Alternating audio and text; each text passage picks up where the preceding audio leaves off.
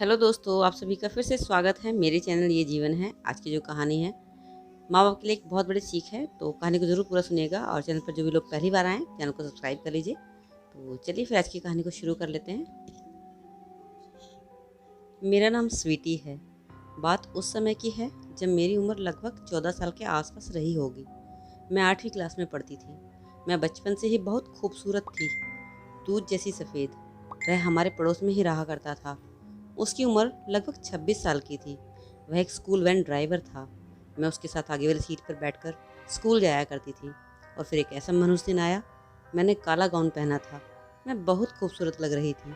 आज भी मैं आगे की सीट पर बैठी थी। तभी गाड़ी में एक ब्रेक लगा और उसने मेरी दोनों जांघ मुझे कसकर पकड़ लिया। और आज मैं उसी की सेवा मेरी लड़की का हक है। मैं दिल्ली की रहने वाली हूँ। हम 2 बहनें हैं। मेरे माँ बाप ने हमें बहुत प्यार से पाला था। हम अपने दादा दादी के साथ ऊपर वाले फ्लोर पर रहा करते थे। नीचे दादी के पास मेरी ताई और ताऊजी और उनके बच्चे रहा करते थे। हम ऊपर अलग थे क्योंकि मेरे पापा कुछ काम नहीं करते थे। मेरे पापा का काम कुछ खास नहीं था। वह ज़्यादातर घर पर ही रहा करते थे। हमारा आधा खर्चा हमारी दादी चलाया करती थी। मेरे दादा सरकारी नौकरी पर थे। मैं बचपन से ही दिखने में बहुत खूबसूरत थी। हर कोई मेरी तारीफ़ किया करता था। मेरी दादी और मेरे पापा मुझे बहुत प्यार किया करते थे। मैं जो भी चीज़ मांगती वह मुझे तुरंत लाकर दी जाती थी, चाहे घर में पैसे हों या ना हों। पापा पर पैसे नहीं होते थे तो दादी मुझे वो चीज़ मंगवाती थी या फिर दिला दिया करती थी। मेरी मम्मी का मायका भी एक बहुत ही संपन्न परिवार था। मैं वहाँ भी जाती तो वहाँ भी मुझे सब लोग बहुत प्यार किया करते थे। कुल मिलाकर कहा जाए तो मैं सबकी बहुत लाडली थी। बचपन में मेरा एडमिशन पापा ने पास के ही स्कूल में करा दिया था। मैंने 7th क्लास तक की पढ़ाई इसी स्कूल से की। वहाँ मुझे मम्मी छोड़कर आती थी और लेकर भी आया करती थी। जब मैं 8th क्लास में आई तो पापा ने सोचा कि मेरा एडमिशन किसी और अच्छे स्कूल में कराया जाए। पापा मेरे लिए स्कूल ढूंढ रहे थे। हमारे पड़ोस में ही एक घर छोड़कर एक स्कूल वैन ड्राइवर रहा करता था। उस घर में उसकी माँ और एक छोटा भाई था। पापा से उसकी अच्छी जान पहचान थी। इसी दौरान उसने पापा को बताया कि मैं जिस स्कूल में वैन चलाता हूँ वह स्कूल बहुत अच्छा है। पापा ने मेरा एडमिशन उस स्कूल में करा दिया था। शुरू के कुछ दिनों में पापा ही मुझे स्कूल छोड़कर आया करते थे और लेने भी आया करते थे। जिस बाइक से पापा मुझे छोड़ा करते थे वह भी मेरे ताऊजी की थी। हम पूरी तरह अपने दादा दादी और अपने ताऊजी पर निर्भर थे। पापा कोई काम नहीं करते थे। स्कूल आधे घंटे की दूरी पर था, लेकिन स्कूल बहुत अच्छा था। इस वजह से पापा ने मेरा एडमिशन वहाँ करा दिया था। मुझे भी स्कूल बहुत अच्छा लगा करता था। उस टाइम स्कूल में स्कर्ट चला करती थी। मुझे छोटी स्कर्ट पहनना बहुत पसंद था। जब मैं स्कूल शुरू में गई तो वहाँ के टीचर्स ने भी मेरी बहुत तारीफ़ की। मैं स्कर्ट में बहुत गुड़िया सी लगा करती थी। अब तो घर आकर मैं भी अपने आप को आईने में देखा करती थी। सुंदरता क्या होती है थोड़ा मुझे एहसास होने लगा था। मैं अपने आप को शीशे में देखकर बहुत खुश हुआ करती थी। अब तो मैं थोड़ा सा और तैयार होकर स्कूल जाने लगी थी। मैंने अपने आगे के बाल भी थोड़े काट लिए थे। मेरी वहाँ कुछ लड़कियाँ फ्रेंड भी बन गई थी। उनमें से सबसे अच्छी दोस्त मेरी प्रिया थी। उसका एक बॉयफ्रेंड भी था। कभी कभी वह स्कूल से बंक मारा करती थी और अपने बॉयफ्रेंड के साथ घूमने जाया करती थी, घर पर झूठ बोलकर। शायद मुझ पर भी उसका असर होने लगा था। एक दिन मैंने पापा से कहा कि मुझे स्कूल के बाहर ही छोड़ दो। मेरी पहले से ही प्लानिंग थी। मेरी दोस्त ने मुझसे कहा था कि मैं तुझे अपने बॉयफ्रेंड से मिलाऊंगी। पापा मुझे बाहर छोड़कर चले गए। बाहर से ही हम दोनों स्कूल फ्रेंड इस लड़के के साथ घूमने चले गए। जब छुट्टी टाइम होने वाला था तो हम दोनों आकर स्कूल से थोड़ी दूर जाकर खड़े हो गए। पापा जब मुझे लेने के लिए आए तो मैं पहले से ही स्कूल के बाहर थी। पापा को पता ही नहीं चला कि मैं स्कूल गई थी या नहीं। यह मेरी पहली गलती थी। इसी तरह कुछ दिन बीत गए। अब मैं थोड़ी बड़ी हो गई थी तो मम्मी भी मुझे बाज़ार लेकर जाया करती थी। मैं बाज़ार में तैयार होकर जाया करती थी। मेरी मम्मी मुझे मेकअप करने से नहीं रोकती थी। शायद रोका होता, मैं सुंदर लगती तो मम्मी खुश हुआ करती थी। न जाने मेरे अंदर क्या हो रहा था। इसी दौरान पापा की एक परमानेंट नौकरी लग गई। पापा ने मम्मी को बताया कि मुझे कल से ड्यूटी पर जाना है। सुबह 8 बजे निकलना होगा और शाम को 5 बजे तक ही घर आऊँगा। अब यह समस्या थी कि मुझे स्कूल कौन छोड़ता। तभी पापा को ख्याल आया कि क्यों ना मैं इसकी वैन लगवा दूँ। वैसे भी वैन वाला जान पहचान का था, पड़ोस में ही रहता था। उसने ही तो मेरा एडमिशन कराया था। पापा उससे रात को ही बात की और कहा कि कल से तुम इसे स्कूल ले जाया करना। उसने स्कूल वैन का किराया कुछ ज़्यादा बताया तो पापा टेंशन में आ गए, लेकिन मेरी दादी ने फ़ौरन हाँ कर दिया। दादी ने कहा कि पैसे मैं दे दिया करूँगी, क्योंकि वह चाहती थी कि मेरे पापा कुछ काम करें। वह पापा को काम ना करने का कोई भी बहाना नहीं देना चाहती थी, क्योंकि वह थोड़े कामचोर थे। घर में क्या चल रहा है कोई परवाह नहीं होती थी, कौन कितने बजे तक बाहर है उन्हें कोई परवाह नहीं होती थी। वह थोड़ी ड्रिंक भी करते थे। मम्मी भी इसी वजह से उनसे परेशान रहा करती थी। तो दादी ने यह सोचकर वैन वाले से कहा कि किराया मैं दे दिया करूँगी। दादी भी बहुत अच्छे से उसी तरीके से जानती थी, उनकी माँ को भी जानती थी। और फिर अगले दिन से मैं स्कूल वैन से जाने लगी। वैन में बहुत बच्चे हुआ करते थे। पहले तो मैं पीछे बैठकर ही जाया करती थी। वैन ड्राइवर बहुत ही मजाकिया टाइप का था। वह बच्चों से हंसता बोलता जाया करता था। उस वैन में 5 लड़के और हम 6 लड़कियां थीं। उन सब लड़कियों में मैं बहुत सुंदर थी। एक दिन मैंने वैन ड्राइवर से कहा, भैया, कि मुझे आगे वाली सीट पर बैठकर जाना है, मुझे खिड़की वाली सीट पर बैठकर अच्छा लगता है। उसने मेरी बात को नॉर्मल लिया और मुझे आगे बैठने के लिए कह दिया। मैं अब आगे बैठकर स्कूल जाने लगी। अब वह ड्राइवर मुझसे बहुत बातें करने लगा था, क्योंकि उससे शुरू से ही मजाक की आदत थी। वह रोज़ कभी घर के बारे में पूछता तो कभी स्कूल के बारे में पूछता, पर मैं नहीं जानती थी कि मेरे लिए ये सब एक दिन कितनी बड़ी मुसीबत बन जाएगी, मेरी पूरी ज़िंदगी तबाह हो जाएगी। मुझे उससे बातें करना अच्छा लगता था, जबकि देखने में वह इतना खूबसूरत नहीं था। मैं स्कर्ट पहनकर स्कूल जाया करती थी। वह बहुत ऊंची हुआ करती थी और ड्राइवर जब भी अपनी गाड़ी का गियर बदलता था तो उसका हाथ कभी कभी मेरे पैरों पर टच हो जाया करता था। शुरू शुरू में मुझे ऐसा नॉर्मल लग रहा था, लेकिन न जाने क्यों उसका हाथ लगना मुझे थोड़ा अच्छा लगने लगा। मुझे कुछ अजीब सी फीलिंग हुआ करती थी। मुझे उसकी बातें भी अच्छी लगती थी। यह मेरी दूसरी गलती थी। पापा मेरी तरफ से पूरी तरह बेफिक्र हो गए थे। पापा की नौकरी अच्छी लग गई थी तो उन्होंने ज़्यादा शराब पीना शुरू कर दिया था, लेकिन मेरे लिए कभी कोई कमी ना करते। हमेशा जो चीज़ मांगती वही ला कर देते। जब भी मैं किसी शादी फंक्शन में जाया करती तो हमेशा शॉर्ट ड्रेस पहना करती। मेरे पापा या मम्मी मुझे कभी मना नहीं किया करते थे। ना जाने क्यों मुझे इस तरह के कपड़े बहुत पसंद थे। आज मैं वह बातें याद करती हूँ तो मुझे लगता है कि शायद मेरे माँ बाप का इतना लाड़ प्यार अच्छा नहीं था। बच्चों को थोड़ा कंट्रोल में रखना चाहिए, खासकर उस उम्र में। अब आजकल स्कूल से भी मैं लेट आने लगी थी। अपनी फ्रेंड के साथ घूमने निकल जाया करती थी। घर लेट आती तो पापा मुझसे कभी नहीं पूछते थे कि तुम लेट क्यों आई हो। मम्मी भी कभी नहीं पूछा करती थी। मुझे पूरी छूट थी।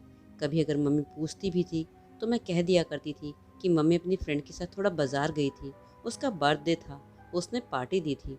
मेरी मम्मी मेरी बातों पर कुछ ना कहती। अब मुझे बाहर घूमना अच्छा लगता था। मेरे अंदर एक अजीब सा चेंज आ रहा था। अब मैं अपने लिए थोड़ा सा मेकअप का सामान भी खरीदने लगी थी। मेरे स्कूल में एक दिन छोटा सा फंक्शन था। मैं घर से हल्की सी लिपस्टिक और एक छोटी सी बिंदी लगाकर स्कूल गई। मम्मी ने फंक्शन के लिए मुझे गाउन ला कर दिया। मैं उस दिन भी स्कूल वैन से ही गई थी। मैं जाकर आगे वाली सीट पर बैठ गई। उस दिन वह ड्राइवर मुझे बड़ी हैरानी से देख रहा था। मैं अपनी उम्र से थोड़ी सी बड़ी लग रही थी। वो मुझे टकटकी लगाए देख रहा था। ना जाने मुझे क्यों उसका देखना अच्छा लग रहा था। मैं इतराने लगी थी। ब्लैक कलर का गाउन, ऊपर से मैं दूध जैसी सफ़ेद। मेरा रंग ऐसे निखर के बाहर आ रहा था जैसे कोई धूप खिली हो। वह मुझे देखते ही जा रहा था। मैंने कहा, भैया चलो, देर हो रही है। वैन में और भी बच्चे थे। वह मुझसे बहुत बातें करता गया। चलते चलते उसने कई बार मुझे तिरछी निगाह से देखा और न जाने क्यों मुझे भी उसका देखना बहुत अच्छा लग रहा था। इसी तरह एक हफ्ता गुजर गया। एक दिन नॉर्मल स्कूल डेज में जब मैं स्कूल के लिए आगे वाली सीट पर बैठी तो आज उसकी निगाहें कुछ अजीब थी। मैंने अपना बैग अपने पैरों पर रखा हुआ था। मेरी स्कर्ट घुटनों से ऊपर तक थी। वैन ड्राइवर ने जैसे ही गाड़ी स्टार्ट की, एक ज़ोरदार झटका लगा। शायद उसकी गाड़ी में कुछ प्रॉब्लम थी। उसकी वजह से मेरी तरफ आकर गिरा और उसका हाथ मेरे पैरों पर आकर लगा। थोड़ी देर के लिए वह वहीं रुका रहा।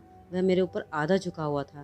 तभी अचानक पीछे वाले बच्चों की आवाज़ आई, अंकल जल्दी चलिए, क्या हुआ? वह एकदम चौंक कर खड़ा हो गया। आज मैं स्कूल से जब घर आई तो मेरे अंदर कुछ अजीब सा एहसास था। मुझे उसका टच याद आ रहा था। अब तो मैं जानबूझकर उसके थोड़ा सट कर बैठने लगी थी। मैं भी उसकी तरफ थोड़ा खींचने लगी थी, लेकिन शायद ये प्यार नहीं था, यह सिर्फ एक इन्फेचुएशन थी। और धीरे धीरे मुझे पता ही नहीं चला कि मैं उसके कितने करीब आ गई। वो मुझसे कुछ इस तरह की बातें किया करता था जिसे सुनकर मैं शर्मा जाया करती थी और मेरी रोज़ तारीफ भी करता। कभी मेरे आँखों की, कभी मेरे गालों की, तो कभी मेरे होठों की। मुझे वह तारीफ बहुत अच्छी लगा करती थी। आज जब उन बातों को सोचती हूँ तो अपनी किस्मत पर रोती हूँ। शायद मुझे किसी ने समझाया होता, शायद मेरे माँ बाप ने मुझे रोका होता। अभी कुछ ही दिन गुजरे थे कि एक ऐसा हादसा मेरे साथ हुआ जिसने मेरी ज़िंदगी ही बदल कर रख दी।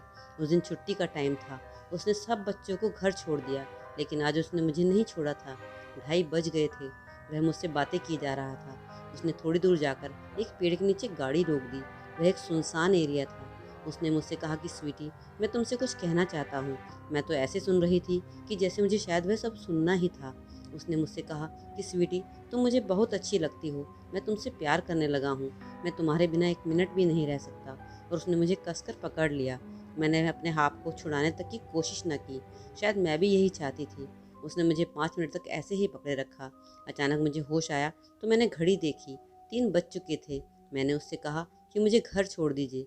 उसने मुझे मेरे घर छोड़ा। उसका घर साथ में ही था। वह अपने घर चला गया। उसने मम्मी से कहा कि भाभी, रास्ते में मेरी गाड़ी खराब हो गई थी, इसलिए लेट हो गई।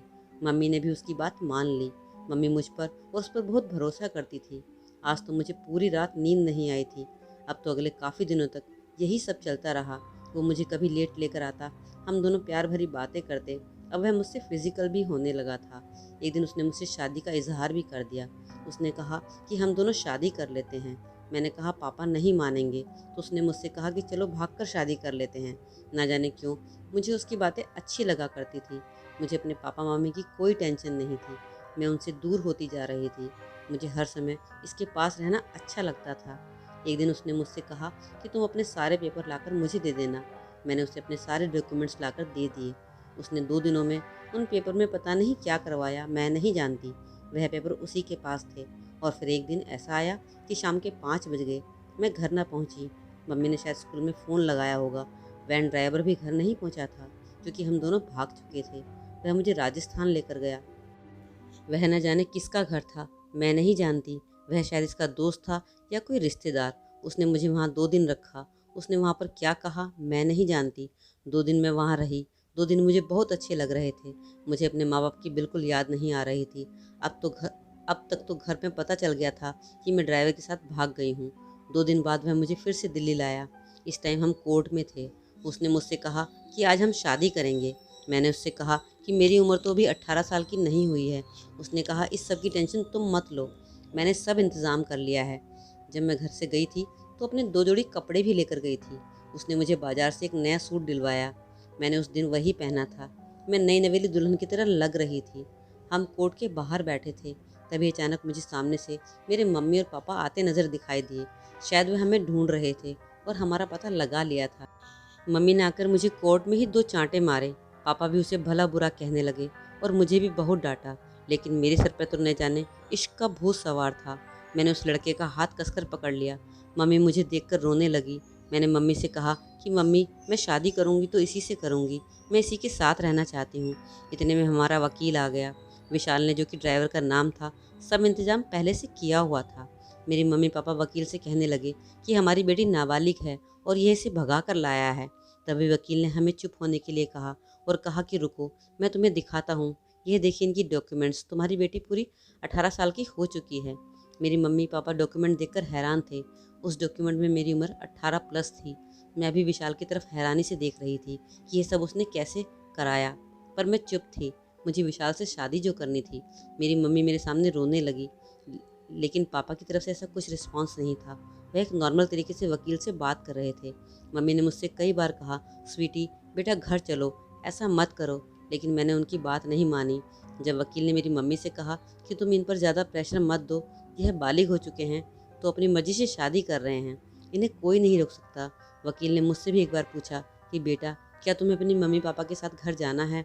और आप यकीन नहीं मानेंगे, मैंने अपने आप मुँह से उस टाइम क्या कहा। मैंने कहा कि मैं नहीं जानती कि ये लोग कौन हैं। यह सुनकर तो मेरी मम्मी बेहोश होकर गिर गई। मैंने अपनी मम्मी को हाथ लगाकर उठाया तक नहीं। ना जाने मेरे अंदर क्या भूत सवार था। अब तो थोड़ी देर में विशाल की मम्मी, उसका छोटा भाई भी कोर्ट पर पहुंच गए। अब सब लोग कोर्ट में थे, लेकिन हमने किसी की बात नहीं सुनी। हम दोनों सबको बाहर छोड़कर वकील के साथ अंदर चले गए और करीब 2 घंटे बाद हम वहाँ से लौट कर आए। मेरी मम्मी और पापा तब तक बाहर ही थे। मेरी मम्मी की आंखें रो रो कर लाल हो चुकी थी, लेकिन मुझे मेरी मम्मी पर बिल्कुल भी तरस नहीं आ रहा था। हमारी शादी हो चुकी थी। मेरी मम्मी पूरी तरह समझ चुकी थी कि सब कुछ हाथ से जा चुका है, क्योंकि मेरे मम्मी पापा जानते थे कि हम कुछ नहीं कर सकते। उनके पास इतना पैसा भी नहीं था कि वह कोई इंक्वायरी करते, मेरे डॉक्यूमेंट्स की या किसी और चीज़ की। पापा मम्मी को लेकर घर चले गए। उधर मैं भी विशाल के साथ उसके घर पर चली गई। हम दोनों के घर में सिर्फ एक घर की दूरी थी। मैं अपने से तीसरे घर में दुल्हन बनी बैठी थी। पूरी गली में हंगामा हो गया था। मैं पूरी तरह बदनाम हो चुकी थी। शादी को 1 हफ्ता हो गया था। मम्मी ने मुझे घर नहीं बुलाया, यहाँ तक कि मैंने मम्मी को बाहर भी नहीं देखा। हाँ, मेरी दादी की आवाज़ ज़रूर हमारे घर तक आया करती थी। वह मेरी मम्मी को बहुत ताने दिया करती थी कि तुमने ही बेटी को छूट दी, तुमने उस पर रोक नहीं लगाई। मेरी दादी को बहुत शर्मिंदगी हो रही थी। मेरी दादी भी बाहर नहीं दिखा करती थी। इस तरह मेरी शादी को 1 महीना बीत गया और 1 महीने बाद कुछ ऐसा हुआ जिसे मैं सोच भी नहीं सकती थी। विशाल ड्रिंक कर कर आया था। यह रूप मैंने उसका पहली बार देखा था। आज उसने मुझसे पहली बार लड़ाई की थी। अब रोज़ यही होने लगा। वह शाम को शराब पी कर आता और मुझसे लड़ाई करता और सुबह फिर से प्यार भरी बातें करके मुझे मना लिया करता। 1 महीने में मेरा प्यार का भूत भी उतर चुका था। घर का काम करना, सबके कपड़े धोना, पूरा दिन थक जाया करती थी। मेरी उम्र ही कितनी थी, मैं अभी 16 की भी पूरी नहीं हुई थी। मुझे तो खाना बनाना तक नहीं आता था। मेरी पढ़ाई छूट चुकी थी। घर का सारा काम करती। मेरी सास बीमार थी, बस बैठी रहती थी और काम को लेकर मुझे ताने भी दिया करती थी। इसी दौरान मेरे देवर ने मुझ पर गंदी नज़र रखना शुरू कर दिया था और यह शायद इसलिए हो रहा था क्योंकि मैंने लव मैरिज की थी। मेरी कोई इज्जत नहीं थी। वो मेरे पति से सिर्फ 4 साल छोटा था। उसकी उम्र लगभग 22 साल थी। वह पूरा दिन घर में रहा करता था, बहुत शराब पिया करता था। मैंने बस विशाल का प्यार देखा। उसका घर, उसके घर में क्या है, मुझे पहले कुछ नहीं पता था, लेकिन अब जाकर मुझे सब कुछ नज़र आ रहा था। दोनों भाई खूब शराब पिया करते थे। 2 महीने बाद ही मुझे पता चला कि मैं प्रेग्नेंट हूँ। इस 2 महीने में मैंने अपनी माँ की शक्ल तक नहीं देखी थी। मेरी माँ ने तो बाहर निकलना ही बंद कर दिया था। विशाल ने मुझे मारना भी शुरू कर दिया था। मुझे छोटी छोटी बात पर चांटे मार दिया करता था और धीरे धीरे लड़ाइयाँ बढ़ने लगी। पता नहीं कैसे मेरी माँ को पता चला कि मैं प्रेग्नेंट हूँ। मैं अपने केक पर बहुत शर्मिंदा थी। मुझे बहुत पछतावा हो रहा था कि मैंने ये क्या किया। अब मेरी शादी को 7 महीने हो गए थे। अब दिखने लगा था कि मैं प्रेग्नेंट हूँ। एक दिन मैं बाज़ार में थी। मम्मी मुझे मिल गई और मुझे देखते ही ज़ोर ज़ोर से रोने लगी और मेरे गले लग गई। मुझे भी बहुत रोना आया। मम्मी से गला लगाकर मैं बहुत रोई। मम्मी वहाँ से अपने घर चली गई और मैं भी अपने घर आ गई। शायद मम्मी ने पापा से बात की थी कि मैं प्रेग्नेंट हूँ। मम्मी को मुझ पर तरस आ गया था। अब मम्मी मुझसे छुप छुप कर मिलने लगी थी, मेरी केयर करने लगी थी। मम्मी शायद अब ये चाहती थी कि मैं घर आ जाऊं ताकि वह मेरी पूरी तरह से केयर कर सके, क्योंकि मेरी सास तो बहुत बूढ़ी हो चुकी थी। पर मैं किस मुंह से आती? शायद मेरी दादी मुझे ना आने देती। इसी दौरान मेरे दादा भी ख़त्म हो गए। मेरा 8वां महीना चल रहा था। तभी अचानक मेरे देवर ने फांसी लगा ली। ना जाने उसे क्या हुआ था। अब तो मुझे उस घर में डर लगने लगा था। मैंने अपनी मम्मी से फ़ोन पर बात करना शुरू कर दिया था। मेरा आखिरी टाइम चल रहा था और वह दिन भी आया जब मेरी डिलीवरी का टाइम था। विशाल को तो मेरी कोई परवाह नहीं थी। वह तो सिर्फ शराब पीता और बाहर घूमता रहता। मैं दिन रात रोती रहती। धीरे धीरे मम्मी ने पापा और दादी को मना लिया और शायद पापा को तो ज़्यादा फ़र्क भी नहीं पड़ता था, क्योंकि वो खुद ही कामचोर निकम्मे थे। उन्हें तो शायद लगा कि मेरा पैसा बच गया अगर मेरी बेटी ने शादी कर ली। मम्मी ने मुझे अपने घर बुला लिया। अगले ही दिन मम्मी मुझे हॉस्पिटल लेकर गई और मैंने एक खूबसूरत लड़की को जन्म दिया। अब मैं अपनी मम्मी के घर 1 महीने तक रही। इस दौरान विशाल मुझे देखने तक नहीं आया। वैसे भी उसकी हिम्मत ही नहीं थी कि वह हमारे घर आता। लड़की हुई तो उसने और मेरे से पीछा छुड़ा लिया। इस दौरान मम्मी ने मुझे बहुत समझाया कि तूने कैसे अपनी ज़िंदगी ख़राब कर ली है। मैं इतनी कम उम्र में माँ बन गई थी, लेकिन विशाल मेरा पति था। जाना तो मुझे वहीं था। मैं अपनी बेटी को लेकर वहाँ चली गई। मुझे कोई लेने नहीं आया था, क्योंकि वहाँ से हमारा कोई रिश्ता ही नहीं था। मेरी मम्मी के घर में मेरी सास नहीं आ सकती थी, तो मैं खुद ही चलकर उस घर में चली गई। अब बच्चे को संभालना, घर का सारा काम करना, ऊपर से अपने शराबी पति को और अपनी सास के ताने, मेरी ज़िंदगी पूरी तरह बर्बाद हो चुकी थी। मेरा सारा प्यार का भूत उतर चुका था। जब से मेरी शादी हुई थी, मेरी मम्मी के मायके वालों ने भी, मेरे मामा ने, सब ने मुझसे रिश्ता तोड़ दिया था। मम्मी के मायके में कोई शादी होती तो मम्मी अकेले जाया करती थी, मुझे कोई नहीं बुलाया करता था। मुझे बहुत फील हुआ करता था कि मैंने क्या किया। अपने पैरों पर मैंने खुद कुल्हाड़ी मारी थी और अब जैसे तैसे समय गुजर रहा था। कभी मैं मम्मी के घर तो कभी अपनी ससुराल, ऐसे ही रहा करती थी। पति तो सिर्फ नाम का रह गया था। इसी दौरान मेरी सास भी ख़त्म हो गई। अब मैं और मेरा पति उस घर में दोनों ही थे। अब ज़्यादा समय वह बाहर रहा करता था और मैं मम्मी के घर पर। इसी तरह मेरी बेटी 2 साल की हो गई, लेकिन अब कुछ नहीं हो सकता था। मुझे ज़िंदगी ऐसी ही जीनी थी। आज हालात यह हैं कि मैं एक दिन विशाल के घर पर रहती हूँ और 4 महीने अपनी मम्मी के यहाँ रहती हूँ। जब वह घर पर नहीं होता तो बस मैं उसके लिए खाना बनाकर रख आती हूँ या फिर कभी मम्मी के घर से खाना ले जाती हूँ। बस इतना ही फ़र्ज़ पूरा करती हूँ। मेरी मम्मी ही बेटी को पाल रही है, उसे स्कूल से लाना ले जाना उन्हीं का काम है। आज मेरी उम्र सिर्फ 20 साल है और मेरी पूरी ज़िंदगी बर्बाद हो चुकी है। मैं दूसरी शादी भी नहीं करना चाहती और मुझे सिर्फ अपनी बेटी के लिए ही जीना है। और विशाल को तो मैं इसलिए देखती हूँ क्योंकि मैं अपनी मम्मी पर बोझ नहीं डालना चाहती। मैं उससे जुड़ी रहूँगी तो मेरी लड़की का हक बना रहेगा। उस घर में मेरा हक है, मेरी बेटी का वहीं हिस्सा बनता है और मैं उसका हक नहीं खोना चाहती, इसलिए विशाल से जुड़ी हूँ। मैं अपनी माँ के पास ज़्यादातर रहती हूँ। धीरे धीरे मम्मी मुझे अपने मायके भी ले जाने लगी है, लेकिन मुझे वहाँ कोई पसंद नहीं करता। बस एक ज़बरदस्ती से मैं उनके घर पर जाया करती हूँ। मेरी छोटी बहन भी बड़ी हो चुकी है। मैं उसे भी अब बहुत समझाती हूँ कि जो मैंने किया तू नहीं करना। मैंने अपनी लाइफ से एक बहुत बड़ा सबक लिया है। 14 से लेकर 18 के बीच की उम्र बहुत नाजुक होती है। यही वह टाइम होता है जब बच्चे का मन कहीं भटक सकता है। इस वक्त में माँ बाप को चाहिए कि अपने बच्चों पर पूरा कंट्रोल रखें, बच्चे का ध्यान रखें, वह कहाँ जा रहा है, कहाँ से आ रहा है। और मैं उन लड़कियों को भी यही कहना चाहूँगी जो इस उम्र में भटक जाती हैं। इस उम्र में जो प्यार होता है वह प्यार नहीं, इन्फैचुएशन होती है, एक थोड़ी देर का लगाव होता है। जिन बच्चों ने यह उम्र पार कर दी वो अपनी लाइफ में कुछ अच्छा कर जाते हैं और अपने माँ बाप की इज्जत को भी ख़राब नहीं करते। तो मेरी कहानी पर बहुत ज़्यादा ध्यान दें और मेरी तरह बर्बाद होने से बचें। तो दोस्तों, आपको मेरी आज की कहानी कैसी लगी ज़रूर कमेंट सेक्शन में बताइएगा और एक कमेंट ज़रूर छोड़िएगा कि आपकी सोच क्या है इस बारे में। और चैनल पर पहली बार आए हैं तो चैनल को सब्सक्राइब कर लें और वीडियो अच्छी लगी तो लाइक कर दीजिए। चलिए फिर मिलते हैं अगली वीडियो में एक नई कहानी के साथ में। तब तक के लिए टेक केयर, बाय बाय।